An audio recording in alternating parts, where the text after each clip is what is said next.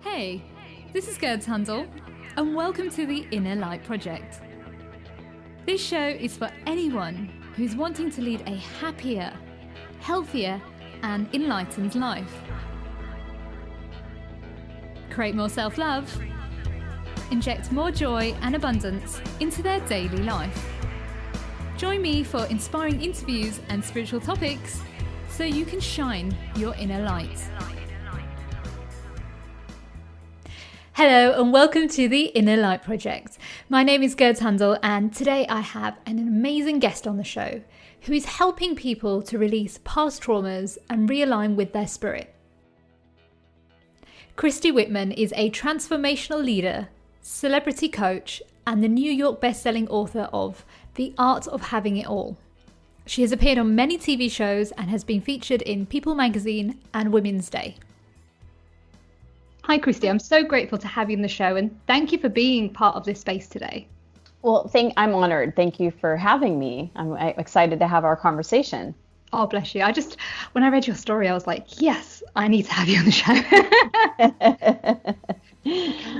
There's so many similarities. And I know that the listeners as well will really relate with your story of a lot of things happening in your life that led you to where you are right now.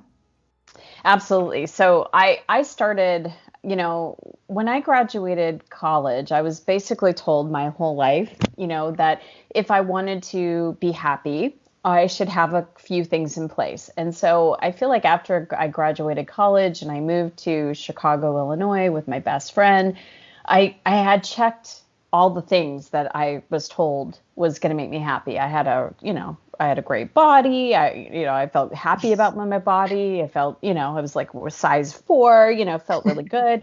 I had money in the bank, no debt. I had a great career with, it was fun. I mean, I was a young 20-year-old and I literally had to go to restaurants and bars in Chicago area, which has the most amazing restaurants and bars, meet the managers or the owners and have dinner there or buy drinks. And I was taking my girlfriend on with me all around the city. And that's what my job was. I mean, wow. I got to eat and drink. It was like a lot of fun, and what was interesting though, and we lived together. It was like I had my best friends in 7th grade that I was rooming with. Yeah. And like the most best part of the city. And so you would think that, dating guys, that kind of thing, nobody's serious, but you would think I was happy, you would think I'd be satisfied. And I was so miserable. I was actually depressed because I worked hard to create everything that I did, thinking that when I finally got to that place where I could check the boxes off everything, that I would finally be happy, and I wasn't. And that really depressed me because I felt like I'm in my early 20s. Is this really what life's about? Is this is what I was told that would make me happy, and I'm not happy? Is there something wrong with me? And so I started seeking, and I was really so desperate that I started going back to the Catholic Church, because I was raised Catholic. Yeah. And I remember going to this beautiful, beautiful church that I'd always seen because there was really pretty, beautiful churches that were in Chicago. And I went there and I was like, it's not here. So what I am reaching for, what I'm searching for, what I'm desperate to find, I can't even find in a church. I can't find in spirituality or religion or any of that. I was so like, I'm lost. And all of that asking, it's like being super, super thirsty, right? And not being able to get a glass of water. That's how I felt. I was so thirsty. I ended up meeting, and I was kind of dating at the time, a guy that lived in California. So I asked the company I was working for to relocate me. So I did like a lateral move and I moved to California. And when I got there, I realized that he had been, dating other people and that's thing. Oh no. Yeah, so it was totally crushed. But the blessing in all of this is that I moved to Northern California. I did not have a friend. I did not know a soul. But I met one person that he had introduced me to, and that was a hairdresser. So I had to get my hair cut, and I went in and I was just observing Janine as she was cutting my hair, and she had what I had been feeling I was missing. And that was that inner sense of joy. And everything, like we were talking, and there was something about her energy, although I didn't have that information or that language back then, that awareness back then, that it was her energy. I knew there was something very different about her, and I'm observing her, I'm watching her, I'm listening to what she's saying to me, but at the same time, I'm like, God, there's something so different about her. And finally, being as blunt as I am, I just said to her, all right, what do you do? And she knew exactly what I meant. And she just started laughing like you are. And she says, I meditate. Now, you have to understand, this is 25 years ago, right? And meditation was not something that I had ever thought about, heard about. Nobody I knew did it, And so I said, meditation. And I'm thinking like of an old guy with a long white beard sitting on, like some mountain somewhere, oming to death. And I'm like, meditating? What do you mean? And she said, well, I do a spiritual meditative practice, and I have a teacher that teaches me meditation. And she said, you want me to give her her number? And I said, yeah. And I said, yeah. So I was literally dialing her phone number as I was leaving the salon.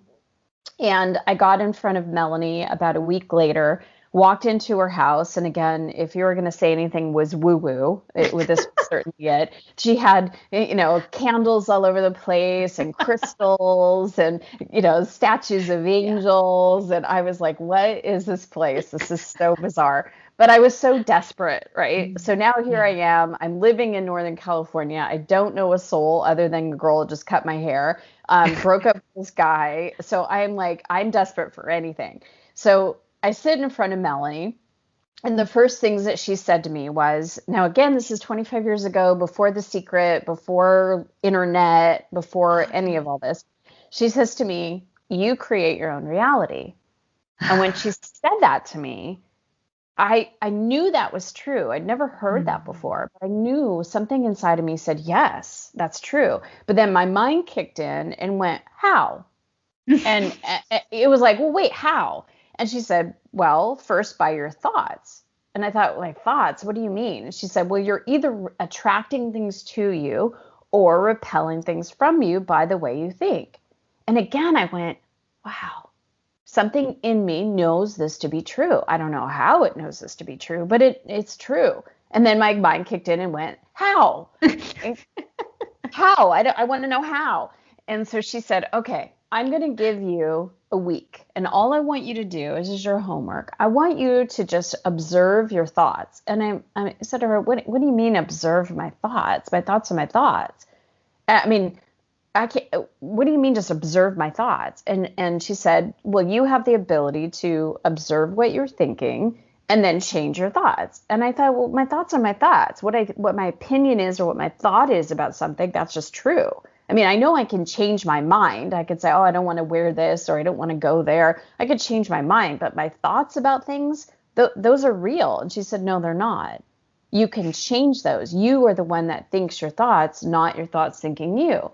And I was like, this lady's a wacko. I don't know what she's talking about, right? So I started paying attention to my thoughts, and I realized how negative my thoughts were. Yeah. Because no matter what I was going to create in my life, and it doesn't matter if I meant Prince Charming himself, and if I had made, super great money, or if I had the career that I love and was passionate about, or, whatever.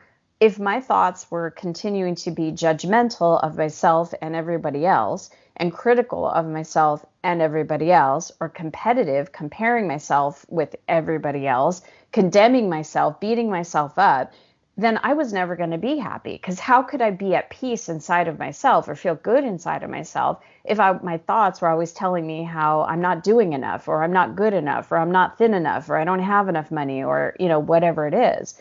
And so that time in my life was the most life-changing, because what I really got to, what I realized, is that my whole perspective in life was based in lack and limitation. It was based on looking at things, no matter what I accomplished, no matter what I did, as not being good or right. It was always bad and wrong. I had the perception of walking into a scenario and scanning the room for what is out of place as far as not being in alignment or being good or right, or, being beautiful or whatever. And that's what I would focus on, because that's what I was trained in my family. look for all the flaws and then try to go and fix those flaws instead of look for what's right and good and celebrate those. So that really became, my quest to be happy within myself. And around that time when I became, my own self-aware person and started changing my thoughts, I actually started feeling better. And I actually started to I attracted a man, first time ever, that was a good guy. Because most of the guys I dated were the bad boys. I like the bad boy type. Right? I'm laughing because I was the same. I mean, the more drugs or alcohol they drank, or the more, emotionally unavailable they were, I was attracted to them, right? So here I was now attracting a really nice guy that I was in a relationship with. I had really created a great career. I'd always wanted to be a pharmaceutical rep, and I got, a great job in the pharmaceutical industry. And so I was about 5 years in, and I had my own home. We had gotten married. I'd still really felt good about my body. I was super fit. I had money in the bank, no debt. And that's when my book, my very first book, Perfect Pictures, literally downloaded through me. I got woken up because I started meditating as a part of my spiritual practice. And it did help me. It calmed my mind, helped me see my thoughts. It helped me shift into abundance thoughts versus lack thoughts. And so one night while I was meditating, I got an image of a visual of this book cover, and it said Perfect Pictures by Christy Whitman. And I thought, well, that's really interesting because I've never written a book.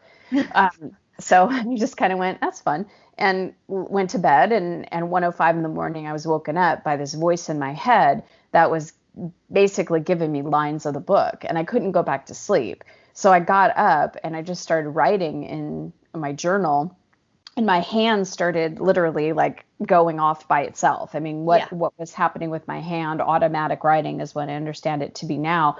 It wasn't my conscious awareness of telling my hand what to write. It was just happening. Yeah. And so I thought, well, that's pretty cool, and then went back to bed. And it happened 7 days in a row at the same time, 1:05 in the morning.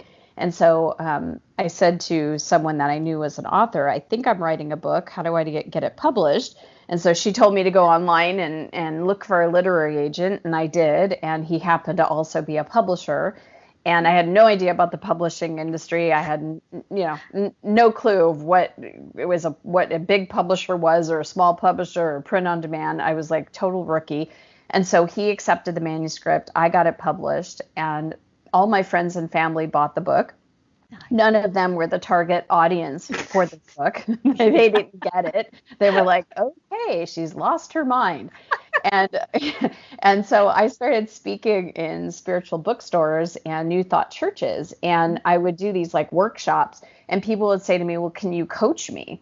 And I was like, coach you? What do you mean? Because my frame of reference, and now this is 20 years ago, my frame of reference was a cheerleading coach, a football coach. I didn't know there were life coaches out there. And someone actually said to me, no, a life coach. And I'm like, what's a life coach?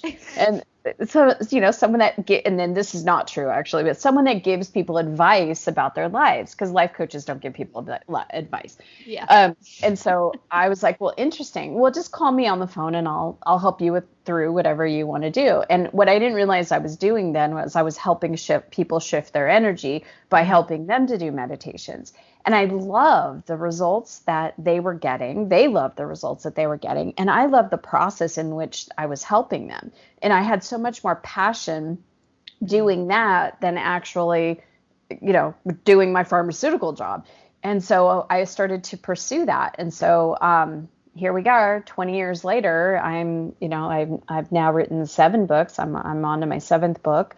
I've certified over 3,000 life coaches, law of attraction coaches, and I have an online business, and I've had an online business for about 14 years now.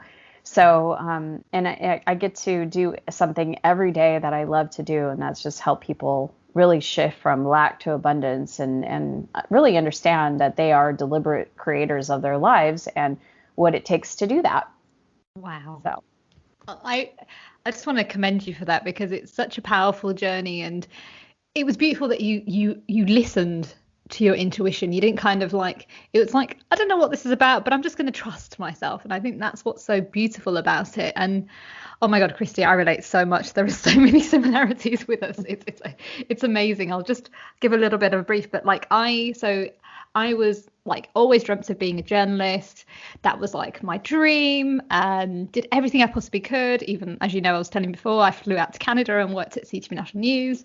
I was in some of the biggest news channels up and down the country in the UK, but I wasn't happy. I lived across a view that I always wanted to live near, but it didn't matter how much money I made or the people I was around or how many handbags I bought when I got paid. There was a void within me and I felt really unhappy. And I remember seeing people smiling and joking. I'm thinking, well, why are they happy and why am I not happy? And it was just like all the time, like, oh, why am I not in a happy relationship? Why am I always attracting toxic like situations? Or why am I always the healer? Well, it wasn't even the word healer back then. It was like, why am I always fixing other people or relationships? And it happened, everything changed in 2000. Well, it was 2011. I decided to just take a little bit of a detour. I went into a publishing company, which was like a financial publishing company, and I was making more money. It was extra commission whilst I was freelancing at other places again. And then in 2012, I collapsed several times in the office. I couldn't breathe and ended up having to go. The ambulance had to take me. But again, they were just like, it might be stress. And then I ended up getting made redundant. And then a few months later, I ended up having a cancer scare. And I kid you not, Christy, I remember going into that hospital alone, because that's what I always did. Girls always toughened up. That's how I was raised. You're a tough woman. You get on with it. You don't ask for help. Like I wouldn't even ask a man to even like change the light bulb. It was that ridiculous back then. And I sat alone, and then the doctor asked me to come into the room and said that we misdiagnosed you. And I kid you not, that actually before that I was sat there thinking all these things in my head, like, what have I done to deserve this? And I heard a voice say, you created this yourself. And I looked around the room, there was nobody there, and I was like, what is going on? And I was like, oh, maybe I'm going a bit crazy. As you know, that's what people make you think, right? And so I got my results. They misdiagnosed me. I ran out of the hospital and I started crying, and I heard the words, it's time to heal. And I just nodded and I said, yes, it is time to heal. But again, didn't know where the voice was coming from. And literally that night I went home, I spoke to a friend who was actually in Canada, and I was a bit vulnerable about my story. I'd never shared my life story before to anybody, and I started to share little bits. And again, I was a bit afraid. And later that night, I wrote 30 pages of my life in 7 hours. And I don't, like yourself, I have no clue how I wrote it. It was just done, writing, typing. Before I knew it, it was morning. And I saw the patterns of my life and how everything had happened. And I just decided that moment I was going to choose to be happy. And I'd end up in situations like yourself, where somebody would show me a crystal, or I'd go to an event, ended up like doing EFT, not knowing what it was, and then thinking, this is weird. What is this? But then like, okay, let me trust the process. And yeah, same with yourself. Like I had a radio show at that time, and I was doing all these like healing shows, but I didn't really know what was happening. I was just trusting the process. And somebody similar said the same thing. Oh, you would be an amazing coach, because I've always helped people from a young age, Christy. It was just anybody, a stranger would just come up to me and ask for help, or friends or family, even people who were older. And funny enough, I worked in a pharmacy when I was at university. So I was all like pro medications. What is yoga? What is meditation? Oh no, right. Thank you. Let me take a quick fix instead. Right. Exactly. But yeah, and then I ended up becoming a life coach, and then realizing it was more the empath side. And I totally relate with what you're saying. And it's funny, isn't it, when you look back at your life and you see where you were in your 20s, and you think, gosh, I really didn't know myself back then. I thought I did. Yeah. It's funny because I don't know that person anymore, because I'm so different than she used to be. Like I just I can't relate with who I used to be, because I'm so different. And I deliberately created myself to be different, in the sense that, I don't think in that way. And if I find myself wrestling with negative thoughts now, or I feel an emotion, I know where it's coming from. It's coming from a perspective of lack. And I know that I can shift that perspective. And so it's literally, I'm like free now, and it does happen from time to time. I'll wake up in the middle of the night with a, oh my God, thought. And I'm like, wait a minute, that's not coming from an empowered place. That's not how I want to feel. That's not, and then I'm able to shift it. Whereas before I would think, and a lot of people do, oh, that thought or that feeling is real. And I really need to engage with it. I need to feel and worry about, everything that there is to worry about, right? About this certain thing. When in fact, you really don't have to, because you could just shift your thoughts. If there's an action to take, if there's something you need to take care of, then yeah. But worrying about it or fretting about it or fearing about it or staying stuck in the negativity is not going to bring you to where you want to go. Absolutely. And you look young. I don't know about yourself, but I look and feel younger now because I'm in such a joy and abundance place. Whereas before, I probably looked a lot older than what I was in my early 20s. Absolutely. People say to me all the time, you look like you're youthing. Nice. I love it. I'm like, that's the greatest compliment. Yeah. Oh, yeah. It's amazing. I just think it's so amazing when we really come back home to ourselves, that we really do take our power back and we can really trust ourselves more. It's almost like from a young age we get taught that we need to ignore ourselves and those thoughts in our heads. It's just weird and wacky, but really those thoughts are trying to tell us something about ourselves. Yeah, I mean, that you brought up a good point. I mean, not only our thoughts, but our emotions too, is that when we really just stop and say, okay, what is this thought? What is that? Where is this emotion coming from? What information do I need to gather about it? And then to do something about it, to take some kind of action or shift or whatever it is.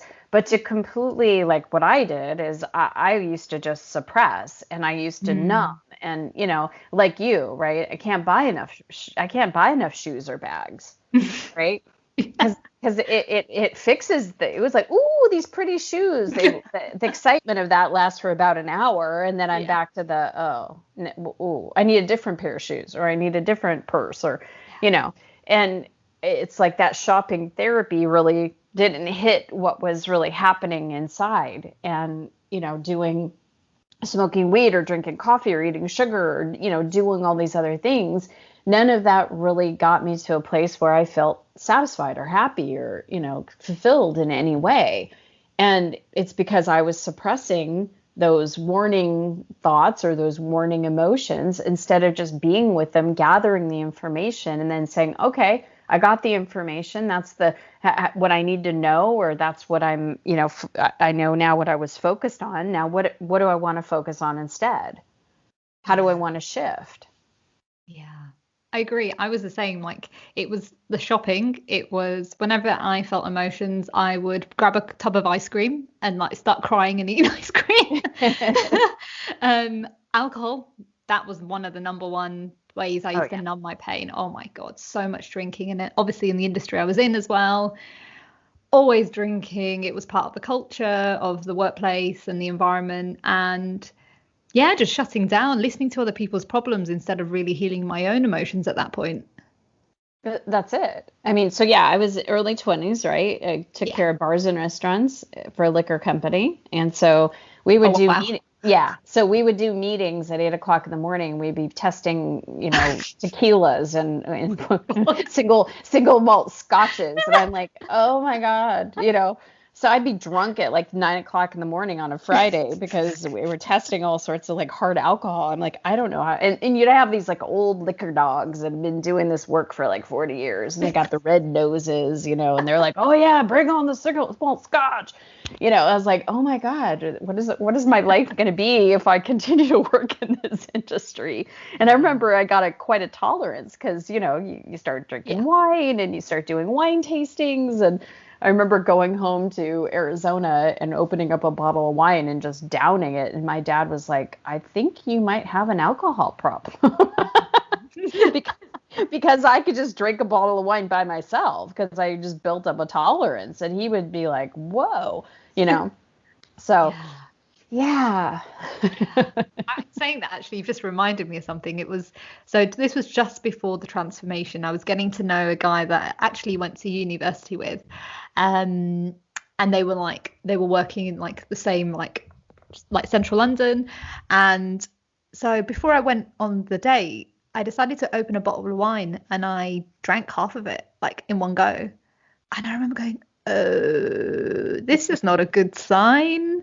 And then I chucked the rest of it down the sink. And then when I met that person, yeah, again, I was drinking so much that day. And I remember just having that moment of like realization, but still not really paying attention to it. And then it was when I started to do the healing work, that's when I dumped everything. And I've been 7 years sober, nearly 8 years. Yeah, nearly 8 years sober now. Yeah. Congratulations. That's Thank amazing. you. It was the best decision. I didn't need it. I just needed to heal myself. Right? Yes. Yes. Yeah. So can you tell us how you're helping people to release past traumas? Yeah, so what my work has really evolved to now is the girl that was anti woo woo is now channeling. So I channel a group of beings of light called the Council, and we do like Christy and the Council. Basically, I go and get them, and they can obviously see, because they're infinite intelligence, they can see someone's hologram, and they can see where someone has had blocks or, imprints or traumas, things like this. And they are able to help them release those so that they're able to come back into alignment with their energy now, because it's really about energy mastery. It's really about mastering your own energy from your thoughts and your emotions and all that. And when there's places where you feel like you're walking around as like a pain body instead of a light body, those were places where we have to release. Nice. And so that's the deeper healing work I do now. Wow. Who would have thought, right? Yes.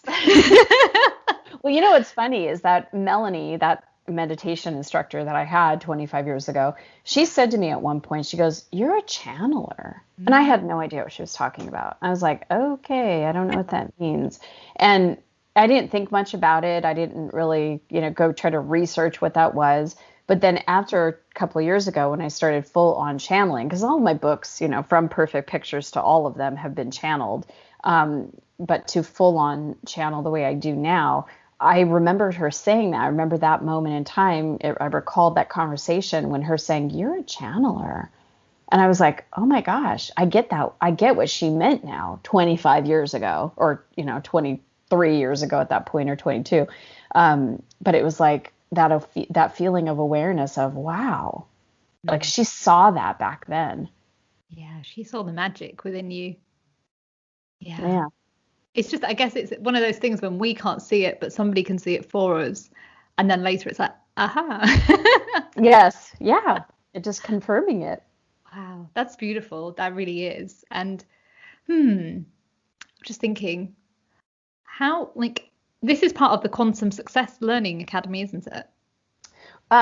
So I do everything from quantum energy mastery classes with the Council to Vice Freedom program with them, because really to let go of vices, it's really about changing our energetic relationship with them, and to come back to the feeling and connection of the energy in us that is of wholeness and fulfillment. And so I do meditation programs and like 30 days of meditations as well, and different things of that nature. So. Amazing. And can you just tell us about the 7 essential laws of the universe?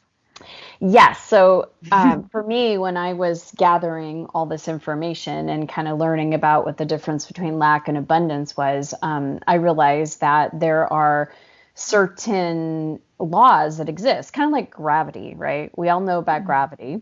Yeah. We don't have to sit there and think about gravity in order for gravity to work. It's just working. So it's the same thing with other universal laws. And when you really get down to the nitty gritty, is that the universe is energy, like everything in the universe. They know this by modern science, by quantum physics, and that it's a vibrational universe. It's a vibrational reality. And so with law of attraction, that's one of the first laws, is that what we send out in our energy through our own physical body we are matched with other things that are situations, circumstances, events that mimic that energy that we send out, because we send out energy through the words that we use, the thoughts, the emotions, the perspective, the actions that we take. When we are thinking a thought, right? When we're calling someone a name, when we're doing a judgment, when we're complimenting someone, these all have different frequencies that come off of us. And those frequencies then gather other energies like it. And then that's what becomes evident in our life. And so that's the first law. And then there's the law of deliberate creation. And that one is that we are the ones that get to deliberately decide the energy that we want to give out, therefore attract back into our lives, right? So it's kind of like what I did early on. I saw that I was so much in lack, and I deliberately chose to move into thoughts of abundance. And when I did, I saw everything in my universe change. So then there's the law of allowing, which, and I have videos and, so much more information, ebook, like everything on to go deeper with this information. But the law of allowing is really the principle of least resistance, because if we feel any type of restriction, if we feel any type of resistance, resentments, hurts, grudges, anything like that, we're not in an allowing, flowing space. And that's where we want to release those pain points, those imprints, that, practice with forgiveness, let things go, so we can be in a space of peace. And then there's the law of sufficiency and abundance, which I feel is the most important law, because when we can understand that there's a spectrum, and on one side of the spectrum you have lack, on the other side of the spectrum you have abundance. Well, when we're in lack, we feel bad. So if we're feeling any type of emotion like fear or doubt or worry or, frustration or boredom or disappointment or sadness, we're in a perspective of lack. We feel bad. But if we want to shift, we need to shift into abundance. And the only way to get over to abundance from a place of lack is being satisfied. So it's looking for what are the positive aspects? What can we be grateful for in our now moment? Not over the moon about it, but at least grateful, for what is right now. And that's the doorway into abundance, because the more you have appreciation and gratitude for what is now, you find more things to appreciate and be grateful for. Yeah. And so then there's the law of pure potentiality, that because everything is energy, the divine in us wants to create with us and wants to bring energy into form. We are creators. And so if we have an idea, if we have desire, that idea or desire has the potential to become what we want it to be. It has the potential to be fulfilled. And then there's the law of detachment, which is where we need to focus as a person that is a creator, and we all have our free will and choice. We need to focus on what we want rather than what we don't want. We can't not create. We cannot not focus. So focusing on what we want, but being detached from the who, the where, the how, all of the details, and just be in the flow of it. Have the picture in your mind, have the desire in your mind, move towards it. But the things that come with it, it's like being okay with what shows up, like this or something greater, right? Yeah. And then the seventh law is the law of polarity, which means that, if there's up, there's down, there's left, there's right, good, bad, there's lack, there's abundance, right? So if we're ever feeling a perspective on something, we can certainly shift it to the opposite, because there's the law of polarity, and that exists here in human, existence that we have. So those, in a very, very small nutshell, are the 7 essential laws. Wow, that's powerful. I was just like literally nodding with you as you were saying. I was like, yep, I understand. I understand. I love what you like. It's the journey that you take everybody on. I can see it. It's like a journey of, first we need to clear this, then you can understand this. And when you've truly cleared, and by the time to get to number 7, you're just in divine love and bliss. Yes, exactly. Yeah. Thank you for sharing. Of course.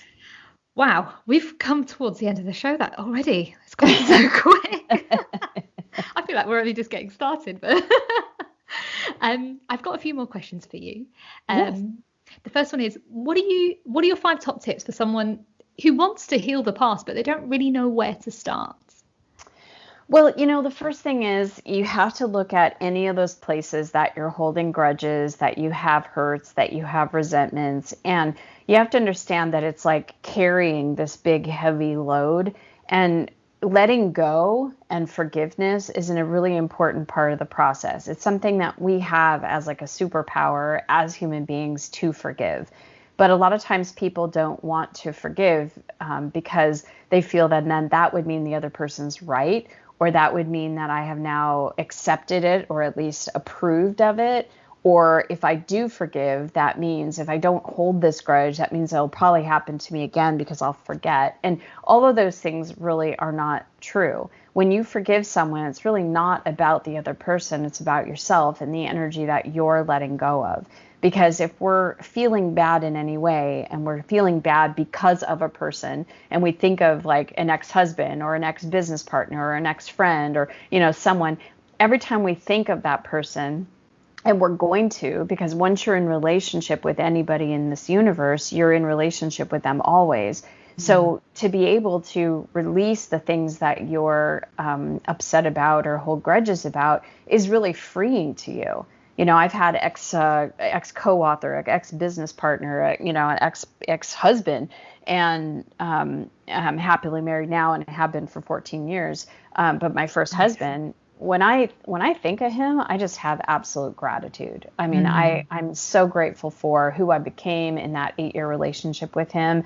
I'm, deeply grateful for what he meant in my life and how much I grew. Every time I think about him, or there's a song or a movie or, something, I just smile and I send him gratitude versus other people that think of their ex and they're like, oh, that lousy son of a, you know what I mean? It's a very different way of being. And even people that have hurt me, deeply in my life, I'm able to just send them love and to be able to, and it's not like it took just one time doing this. I had to spend, time to like release that energy and to bring in the forgiveness, to come from a place of not judgment, but from compassion for them.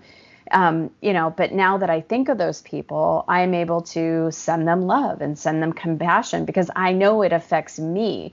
And for me to be in alignment with my divine self, to feel good, is so important to me that I won't let anyone or anything be an excuse to be pulled off of that center. And when I am, because I'm human, I'm able to quickly come back around and say, you know what, it's not worth it. I'm just going to forgive that person.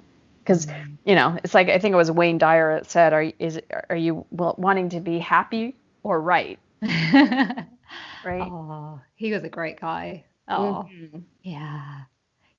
I 100% relate with what you're saying, because that was my turning point, forgiveness, because I didn't know how to forgive because people around me didn't know how to forgive. So that's what I grew up learning, is that you can kind of forgive, but you don't forget. But when I really did the forgiveness part and really saw that the other person with compassion and love, I realized that it was just all trauma. They were going through theirs and I was going through mine, and that was it. Yeah, exactly. Everybody has pain points, and we have our pain bodies. And if we can understand that, in the fullness of who someone is, we're all light and we're all good. And, it's the pain parts of us. It's the parts that have been conditioned into being out of alignment with that light, that have been traumatized or being in pain of some sort, have been betrayed and then didn't process that betrayal. They're reacting from their pain points, not from who they really are. Yeah, absolutely. So we have forgiveness. What are the other 4? Well, I'm sorry? There was 5 top tips. So there was forgiveness, and then the next 4. Yeah. Yes. So there's forgiveness. So then the next one is really being able to look at the contrast in your life and look at it as, what can I get clear about? Like, so I know what I don't want. So what do I want, right? So using contrast as a way of understanding what you prefer and what you don't prefer. So that's really number 2, is that when something you don't want happens, to be able to realize, okay, this is not a problem. There's actually a solution, right? This is not the way it's going to stay but I can look at this and say, I don't like that characteristic in someone, or I don't like the way someone is speaking to me, or I don't like my financial situation. To be able to look at it and then ask yourself 3 questions. So what do I want? So you're not focused on the contrast, but you're focused on what do I want? Why do I want it? Because that's where now the emotions and also the energy starts to move, right? So into the why you want something, and then how do I want to feel? So looking at contrast or a problem or a situation and saying, okay, what do I want? That helps shift the mental. Why do I want? That shifts the emotions and the energy. And then how do I want to feel? And when you get clear on why you want something and how you want to feel, that's when you're in the power to change it. So that's number 2. Number 3 is that we have to stop looking at things like, well, once I get this, then I'll be happy, right? Yeah. Once I have that next handbag, finally I'll be fulfilled. That'll be the handbag of all handbags that will finally make me happy, right? You're late. It's that one. I didn't have that one, so that's the one that's going to make me. No, that didn't do it either, right? So it's instead of looking outside in, it's creating from the inside out, and that is really understanding what it is that we're missing. So what are we lacking? Is it the fulfillment? Is the peace? Is it the love? Is it the compassion? Is it the feeling of success, abundance, joy, freedom? What are we really wanting that we feel we're missing? And then be able to bring that energy into ourselves, because we always have the ability to connect with the feeling of happiness, joy, fulfillment inside of ourselves without any circumstance, situation, person, place, or thing shifting or changing. We could just in this now moment feel what we want to feel. Yeah, so true. Yeah. And I think there's one more. Yes, just remember that there are no problems, there's only solutions. And when you look at life that way, that there are no problems, only perspectives of problems, and that life really is a gift, and that the things that happen in life are a gift because it's making us aware of, if we take responsibility for our life and we really do understand that we create our reality, the contrast, the good, the bad, and the ugly is all being attracted from us. And if we look at something that we don't like and say, okay, what is it that I want? What are the solutions? What are my options or choices? Now we're in a place of being able to move into what we want. The thing that we have to remember is that we all have free will and choice. And the first place everything starts is with our words, with our language. And just in the language that we use, that makes a huge difference in how we feel. As a matter of fact, I'd love to give your listeners, I created a 30-day free program, and it's called watchyourwords.com. And what it is, because I got asked this question all the time, how do you start implementing this stuff on a practical basis? And that's that, we have to watch our words, because words are the start of all of our creation. And when we're saying words that pull our energy down and make us feel bad, it starts the whole entire process. So for example, during the pandemic, so many people were saying, oh my God, I miss going to concerts. I miss going to my kids play soccer. I miss my kids not going to school. I miss being able to go shopping. I miss being able to get a pedicure. I miss. And we say this word, I miss, it's coming from a place of lack, and it pulls down our energy. But if you shift your perspective and your words and say, oh, I am so looking forward to going to a rock concert.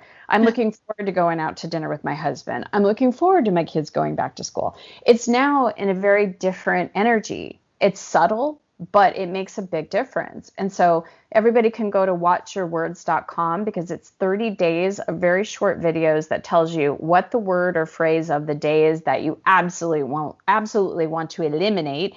And then I tell you why, because what it's doing, and then what to say instead, and why, and how that will support you and empower you.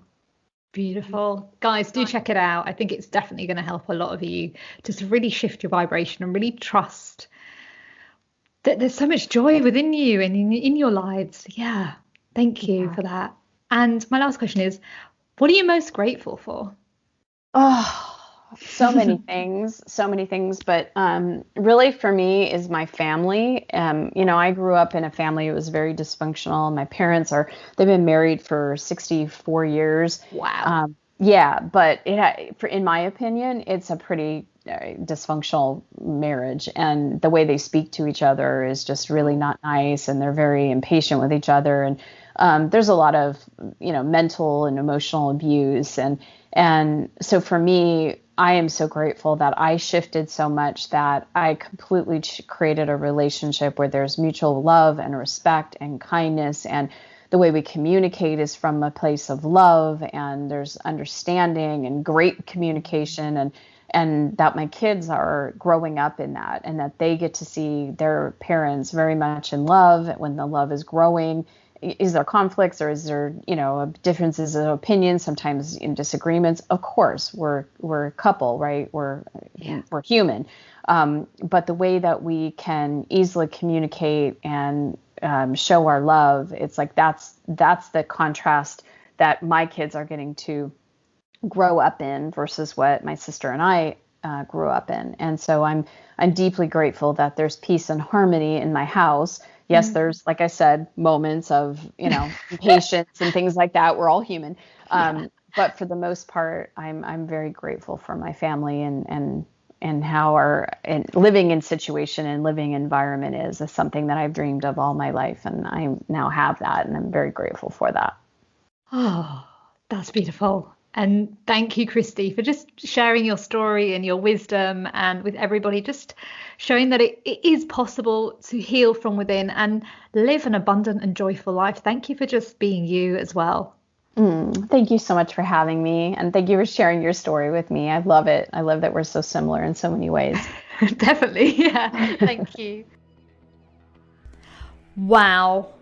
Thank you so much, Christy, for just being on the show and just sharing your story, because wow, I had so many aha moments, and I'm sure you guys out there had so many aha moments too, because there are so many similarities between Christy and I, and I really believe that the moment you surrender and trust from within, everything flows, your life transforms, everything is just filled up with more joy and abundance, and it's more easier. And the moment we let go of control is the moment we take our power back.